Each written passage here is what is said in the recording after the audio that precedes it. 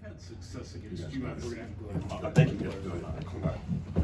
Jeff, you've had success against UNC here the last few years. Why do you think that is? I don't know. Honestly, I don't know. I mean, we've just, we've just happened to play well. That's it. It's no secret. It's no anything. We've just fought. We played hard. We've played success. We played hungry, and we've had some success.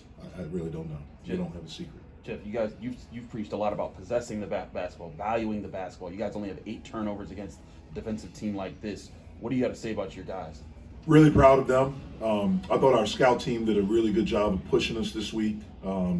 It's interesting. We were, I think, 10 days from competition, and so you worry about that when you're not competing.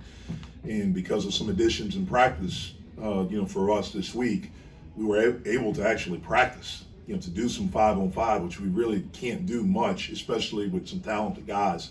So I thought that helped us.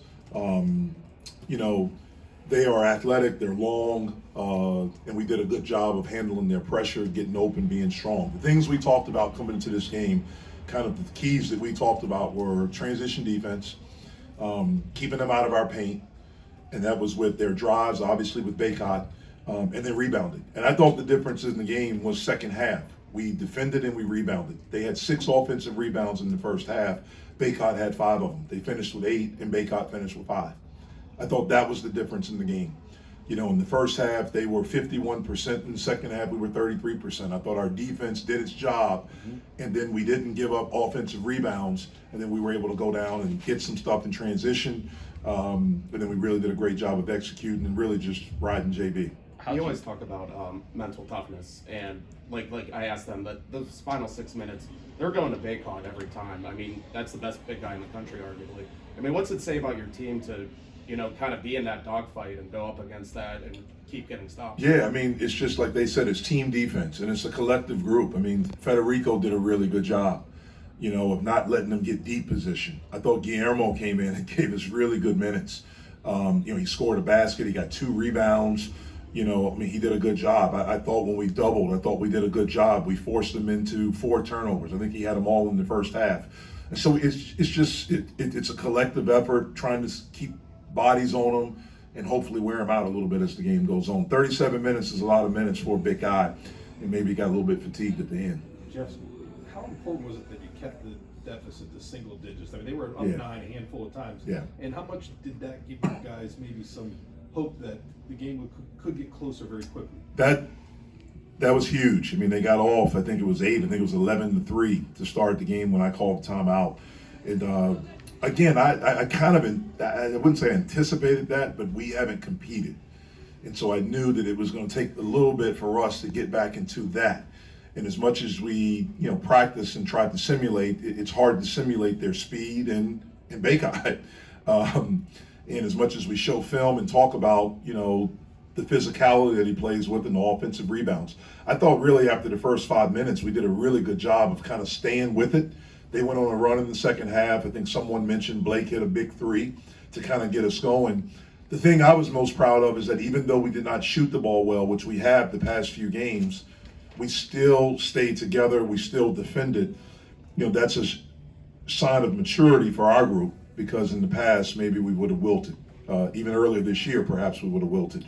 But we kept fighting, we stayed together, and we were able to go on some runs of our own. As you guys continue to form your identity of what this team is, what does that statement say about the veterans that you have on this team to, even when that's not going, you find other ways to win? Well, that's the key. It's all, everyone just being consumed with winning, period. Everyone being consumed with winning. Like I mentioned, Guillermo didn't play last game. He gave us really good minutes today. Nike didn't play much last game.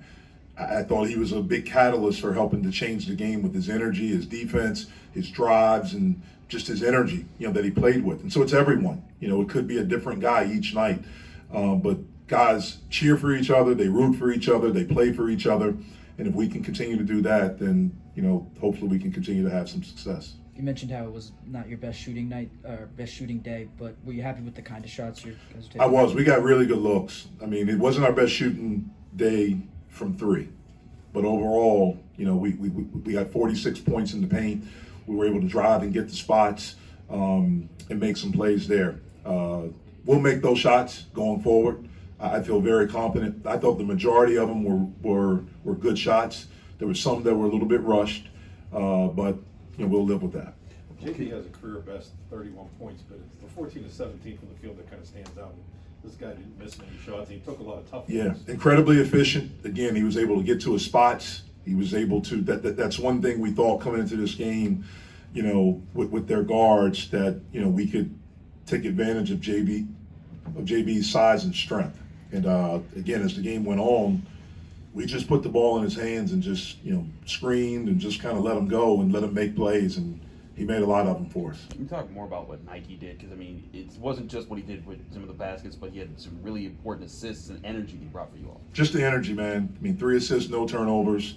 He was able to drive and get to the basket. He had 2 field goals, made 3 free throws. He rebounded the basketball. I thought his defense, I thought he was an unbelievable teammate. And I thought guys fed off of that, of that energy that he brings, that he can bring and that he brought tonight. And just an unbelievable example of always staying ready. That's the main thing, just staying ready. Some nights it may not be your night. You can't put your head down and pout. You got to be ready. Nike had a great week of practice, and I'm not surprised with how he played tonight. This afternoon, I should say. Carolina's kind of known for their last-second comebacks. How tense was that last? That was very tense, 5 man. seconds? We have to be better in that situation. We were up 4. It was 2.8 seconds left. All we have to do is just get the ball. Like, we have 2 timeouts and it's our arrow. And so when we catch it, they have to foul us. We don't have to dribble. And so we have to be better in that situation because it did become very tense. We turned it over. They got a layup. Then all of a sudden you got to go to the monitor to see what happens there. Fortunately we were able to get it in and run the clock out. But it was very tense because they are known for that. I mean, I remember growing up, man, watching them have some unbelievable comebacks when it looked like they were dead in the water. I kept thinking about Ohio State this year. They were in a similar situation, and they were able to send the game into overtime against Ohio State and win the game in overtime. That's what kept going through my mind. Fortunately, that didn't happen. Thanks, guys. Happy New Year.